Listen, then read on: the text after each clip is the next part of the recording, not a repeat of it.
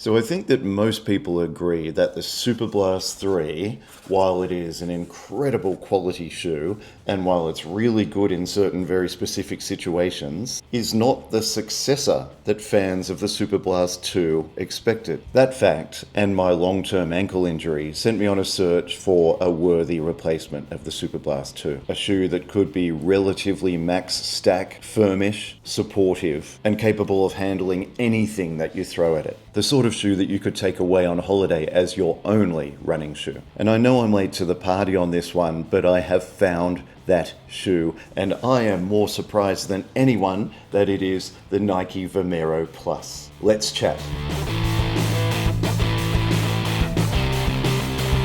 Hi there, I'm Chris, a journalist who loves to cut through the hype and tell it like it is. In the 5 or 6 months that this channel has existed, Benny and I have never reviewed a pair of Nike running shoes. Then last Christmas in a sports store in Japan, I tried on a pair of Vomero Plus. I walked around the store in them for about 10 minutes and I remember thinking they seem a little bit too soft for my liking. I don't think they'll suit my running style, and so I never bought them. Then more recently, my continuing ankle problem led me to looking for some more padded protective shoes that would prevent jarring in my ankle as I'm running. And that brought me back to the Nike Vomero Plus. I bought a pair a couple of weeks ago. I've been doing a bunch of test runs in them. And what I think I've discovered, very late I know, is a true successor for the Superblast 2. The Vomero Plus is a shoe that actually looks more stacked than it really is, and I'll explain that in a minute. But it's a shoe that offers Superblast 2 levels of performance, including that perfect mix for runners like me at least,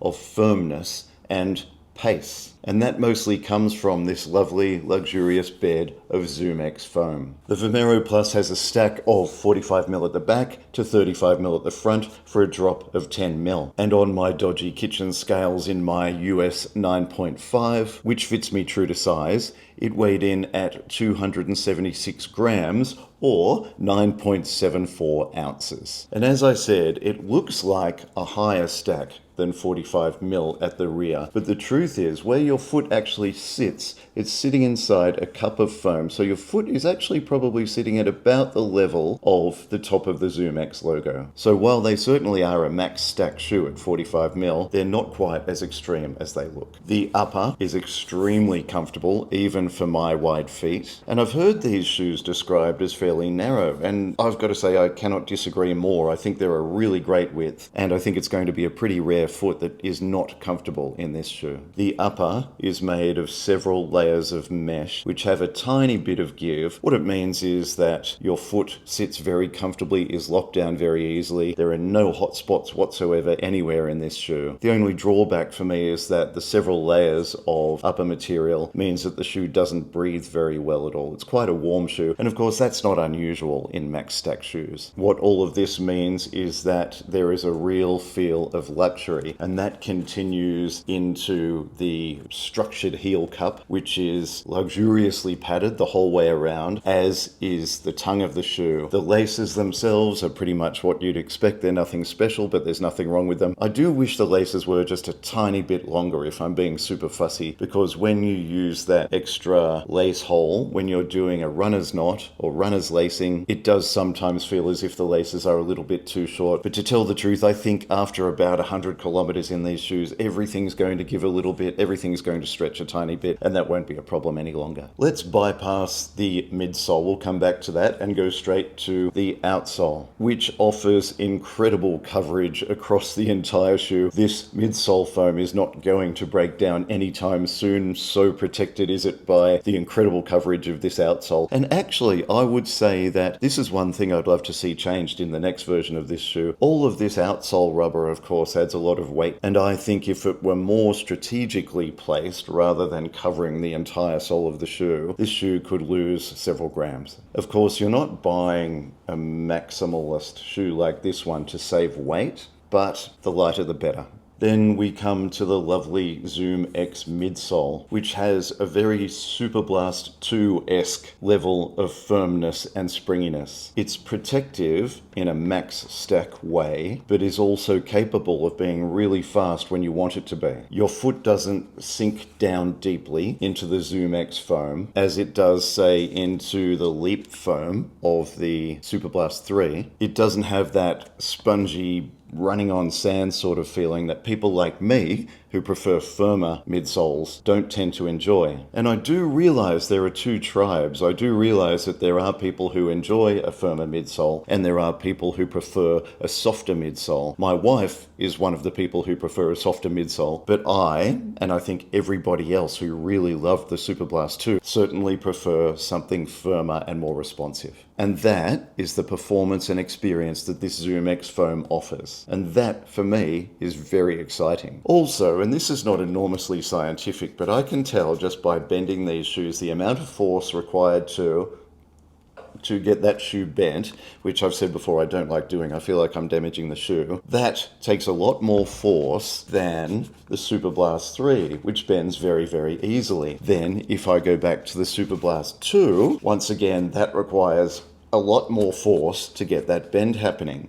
I would say, once again, from my very, very unscientific test, that the easiest shoe to bend is the Superblast 3, of medium difficulty to bend is the Superblast 2, and the greatest difficulty to bend is the Vomero Plus. To me, what that says is that when you land in this shoe, the whole entire midsole is going to work as one to push your foot to the next landing. And that is what helps this shoe keep up a good pace, as well as have the capability to run easy and run slow very comfortably. And by the way, I have got a very detailed review coming up. I've been testing these shoes side by side of the Vomero Plus and the Superblast 3. So please do like this video and subscribe to this channel. It's free and it means that you won't miss out on that next video that's coming up within the next week. And while we're on the topic, Benny and I buy all of our own shoes so that we can bring you honest, unbiased reviews. So when you do click like and subscribe for free, it really does help us. Thank you so much in advance. So,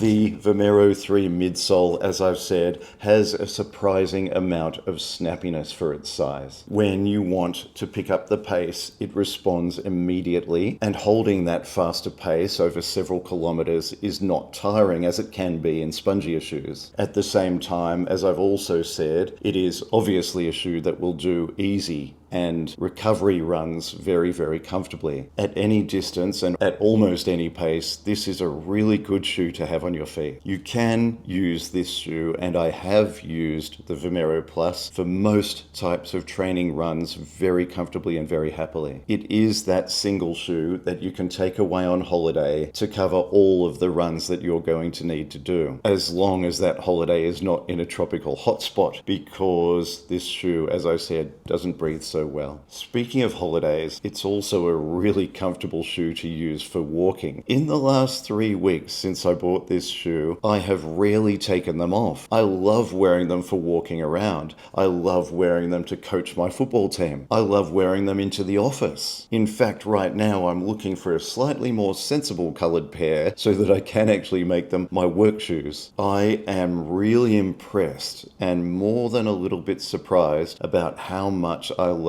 the Vomero Plus. It really does feel like the shoe that I was hoping the Superblast 3 would be. It's incredibly comfortable, very high quality, and enormously versatile in terms of paces and distances. And the added bonus is that it's a whole lot cheaper in every market than the Superblast 3s. And in the right colorway, which this may or may not be, I'm not sure yet, I think it actually looks really good too. So what are the drawbacks? Of course, every shoe has drawbacks, and like all maximalist shoes, the Vomero 3 does way more than a pair of pacier shoes. But I have to say, on the runs that I've done so far, I didn't notice this so much. It doesn't have that bottom-heavy, weighty feel that some shoes with a fairly substantial outsole tend to have. And I think that firmness and responsiveness of the midsole foam tends to hide a lot of the weight of this shoe simply through the shoe's performance. Another drawback, which I've mentioned a few times, times is the lack of breathability. And once again, that is not unusual in maximalist shoes. I have the same problem in the Superblast 3. My feet get hot. Some people notice this, some people don't. I do notice it, but on the odd occasion that my feet feel a little bit too warm, I can ignore it. So if you haven't already, give the Vomero Plus a go. If, like me, you're a little bit sad that the Superblast 3 was not the shoe you expected, it's still a fantastic shoe. It's a really, really good shoe, but it is not what users of the Superblast 2 were quite expecting, then give the Vomero Plus a go. I think you might be pleasantly surprised. This is the closest shoe to a Superblast 2 successor that I have been able to find, and that is an incredible positive. So that's it. Don't forget a detailed comparison between these two shoes. The Vomero Plus and the Superblast 3 is also on its way sometime in the next week. So please do subscribe if you don't want to miss that one. Until then, you have a brilliant week. Run well. I will see you soon.